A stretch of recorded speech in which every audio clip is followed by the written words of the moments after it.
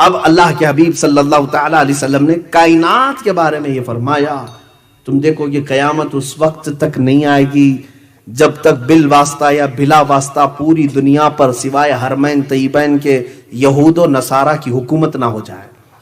ہر ملک، ہر ریاست، ہر سیاست یہود و نصارہ کے کنٹرول میں آ جائے گی۔ ایک وقت آئے گا یہ، اور ابھی میں سمجھتا ہوں تقریباً ہو چکا۔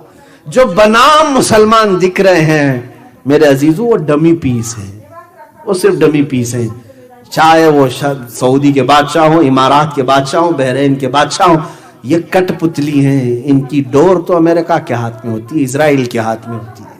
یہود و نصارہ ان ممالک کو چلا رہے ہیں آج۔ کچھ بچے ہوں گے، سب کی بات نہیں کرتا ہوں، کچھ ہو سکتا ہے بچے ہوں گے، لیکن حدیث پاک میں یہ ہے کہ بالواسطہ یا بلا واسطہ پوری دنیا پر، ہاں حرمین طیبین کو چھوڑ کے، یہ میرے آقا نے فرمایا، حرمین طیبین مکہ اور مدینہ چھوڑ کر ساری دنیا پر یہ حکومت کر لیں گے اور یہ حکومت میں آ جائیں گے۔ اور اسی حکومت کے لیے تو یہ اتنا اتھل پتھل چل رہا ہے۔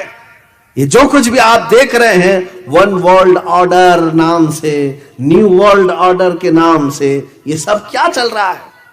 میرے عزیزو، یہودی یہ چاہتے ہیں کہ دنیا میں حکومت کرنے کا حق صرف اور صرف یہود کو ہے، باقی سارے لوگ غلام ہیں۔ وہ کہتے ہیں نحن شعب اللہ المختار، ہم اللہ کی پسند کی ہوئی جماعت ہیں۔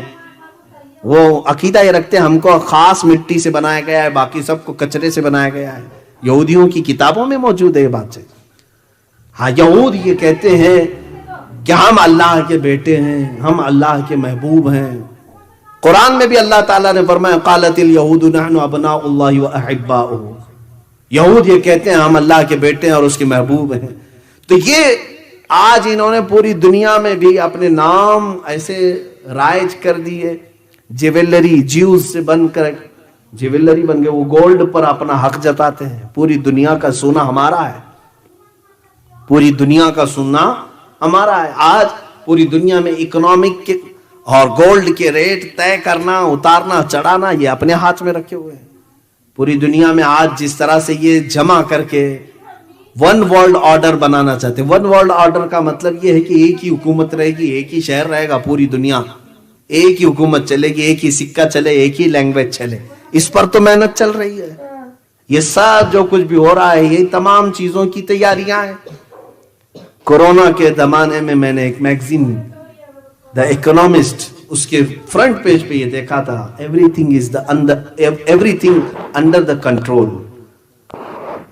فرنٹ پیج پہ یہ بھی ایک مشہور رسالہ ہے جس میں انہوں نے کہا ہر چیز اب کنٹرول میں آ چکی ہے، دعویٰ کر رہے ہیں ہر چیز اب کنٹرول میں آ چکی ہے، تمہیں بھی اب آگے چل کر کے یہی سب چیزیں غلام بنایا جائے گا، اور جیسے وہ کہیں اسی طرح سے تمہیں عمل کرنا ہوگا۔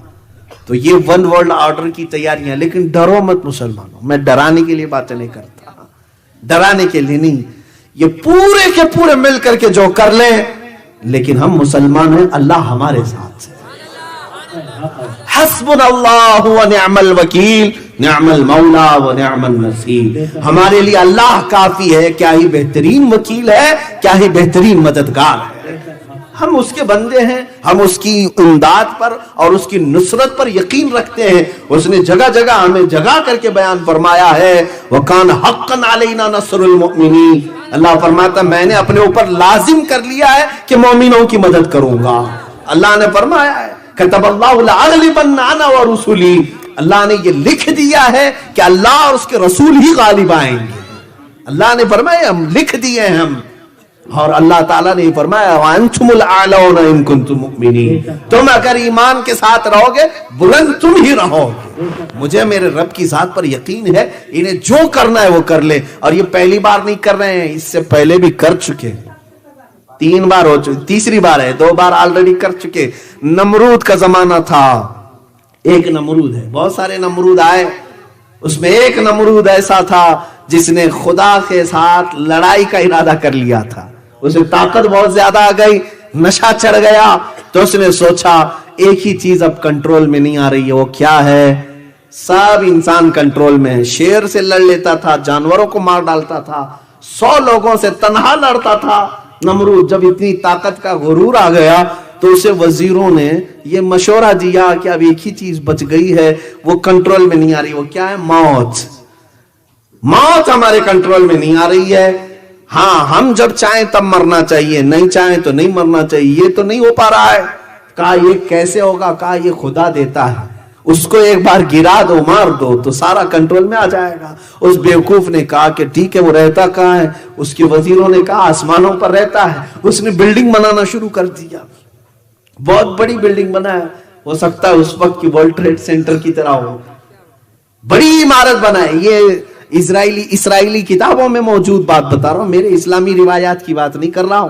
اس نے بنایا اور پھر سارے لوگوں کو فوج کے طور پر تیار کیا۔